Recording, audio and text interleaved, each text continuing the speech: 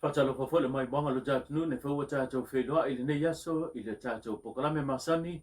batala o mena tutupu i Samoa. E momo atu i tato tala e silia male ono miliona le fa yo le seleni le o fa matu atu mo te ngā tupe ale mamalu le tu malo sa fata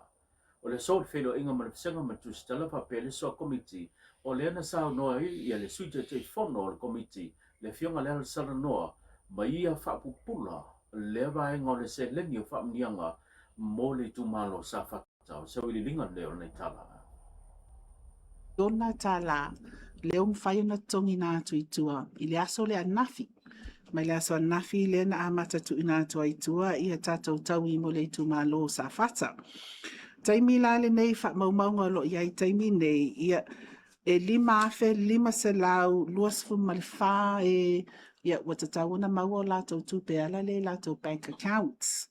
Ma o le neia wha inga ia e iai ia le luasa lau fast food maleono i lātou mai tafi toala. Se lau tos food malvalo i lātou mai mulivai. Tos se lau onos food malfao i lātou mai fausanga. Lima se lau male toa valu mai fusi. Lima se lau ono fitu mai vaiee. Fa se lau i vavalu mai nutsuatia. Fa se lau valu se lau fa fitu mai loto whanga. Ma sa tawa e afe lima sifu malevalu i lātou wa te tawa na maua o lātou tupe. Sa napu afe se lau maleiva. Fa pēr masalamumu se lau valsu maleiva. Ma lo fa wau pēr le nei ngā ruenga. O lo ngā lue fa atasi ai le tātou komiti. Mai se ia le ngā ruenga fita fo i o lo whenga i ai malemta ngā ruenga o tupe taimi nei. Ia o le fa moe moe lea o le tātou fa atasi ai le nei aso ia e fa alawi loa loa ia le fa matu ina atu ai tua ia o tawi o mwhai na tongi nātu ia lo fa solo pea le tātou ngaruenga. O wala maleono miliona tā la Samoa leo mwhai na tongi nātu i tua ia ile mai ai o le aso ala nafi. mai le matanga ruenga o se fo malolo ina e fa ni si tino maleo o le sa polo ina e le pula maleo lilo mo le whaia leo ta o tonga whapitoa e sa ili e mafua anga o le maleo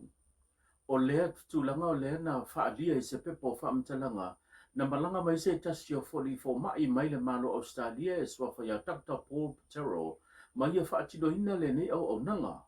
o se tulanga ua whapena o na tali eile mana onga e pei o na pangati eilu tātunu i le tele o tausanga i le fo mai le malanga mai le malo fiti o le na ia whaia tau tonga whapitoa le silia ma le lua se lau wafe le whaatupenga o le tau o le malanga mai ma le whaatinonga nei tau tonga whapitoa i nei o tātu tangata e sa ili ele mafu anga tonu o le maliu. Talua na tula i mai ia le whaulunga po le ofisa le loia sili fau leo pale mai nei le fionga maunga Precious Chang ma ia whaatulanga i se tasi foi o whiangainga le malanga mai ai ia nisi foi o fo mai mai te tono New Zealand i se tau pa u pita iane o le lea vanua pe ona whaalia e se tasi o sui o le matanga ruenga le na mafoi ona malanga mai se tasi foi o sui fo mai le sunga ya Dr. Paul Petero mai au se talia mai ia whaatino i le neita o tonga ta ua e to fala le na pola ina ma mo mi fa yo la tu to mo pito le la wa mai ona fa tino ina wo to malanga le fionga ia pole li fo mai ai o lo talia le tulanga le nei fiu tuna inga mo se fo mai na te fa ua le tulanga e pe ona mo mi tele i le tele o taimi pe a ona yai ni mana onga e faia ni tau tonga fa pitoa i le mauta ngase pole fale maliu i matotua inisio tatu tala na sia i le soe ele kapeneta por komiti o tina e kapeneta ia le tulanga o lo iai le tato malewa alele i whangari. Na mori mawina ia le whaasau polia a toa vaenga umalava o le malewa alele i whangari i le na paia ti iai le ase singa ma tuli mta ia fo inisio vaenga e au ona sitia ma whaale leia. O le whaurulunga o le tato malewa alele te tonu lava o polu le whionga tumanu vao e vile o le na ia te ia le nei whainga malanga ma le nei asisinga e ala le whai loa leo nisi o vaenga a ngai komiti o tina e o ni vaenga e au na ave le wha mua le malo mo le whane leia. O le teltonunga ma le wha moemoenga i awane ingata na o le malewa le wha vao malo i whale olo e pa utasi i ai i le wha o ngā ina a ia wha pēnao na toptopsia ma fa fa ngo fie le tulanga fe malanga inga ma le fia fio i le malu le tunu e le ngata le male va le fanga li e fa pe fo i male va le tono mo tele se la fai o le fo ina maua na sia e le asi singa le komiti la le tasi a o le fatino le taimi po le usunga fono al fono tanga le pale mene i ne se o tatu tala o le sole na fatu tai e se tasi o onga ale matanga tuanga wa onga i le sini au tu o fai ngoina o Samoa Education Management Information System o se pokalambe o lo mtai tu waile ngā solonga ma whamtalanga o tūlanga wa onga i tu tono le atu no. O le fionga le minister, le fionga ai ono Dr. Alec Ekaroma o lena saho noa e te talaina le nei faa moe moe o se wililinga le nei o nei tala.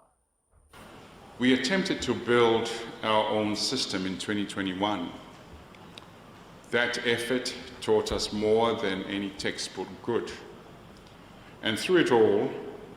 we arrived at one clear solution, that this work is too important and too complex to do it alone. We need partners. That is why the decision to join the PACSIMS regional initiative under the Pacific Regional Education Framework and with the expert support of SBC's Education Policy and Assessment Program was not a retreat from our ambitions. It was the wisest strategic decision we could have made. To our colleagues from ECAP, I say this directly, your partnership has been transformative. The technical expertise, the regional support, and above all, the genuine belief that Pacific Island countries deserve a fit-for-purpose MS designed with us and for us that has made all the difference. Male tatou tala muli e le na o Samoa o lo ia ia fianga male tulanga o le sitia maulunga po le taumata leo o le tau o le soifonga. O le saunanga le fionga le minister o pisinisi a la manuia maleipa le fionga ia fata Ryan Schuster e tali fai taua inisi o finangano na la ngai tu tono le fontanga usu ale pale mene le na se mamaya tunei saunoa le sunga ia ile ngā matua ia fata Ryan Schuster o le tulanga tula i mai o taua ma whiawaiwai inga o lo tula i mai atunu mamao o le mafu anga le fesi i tai o le tau o le soifonga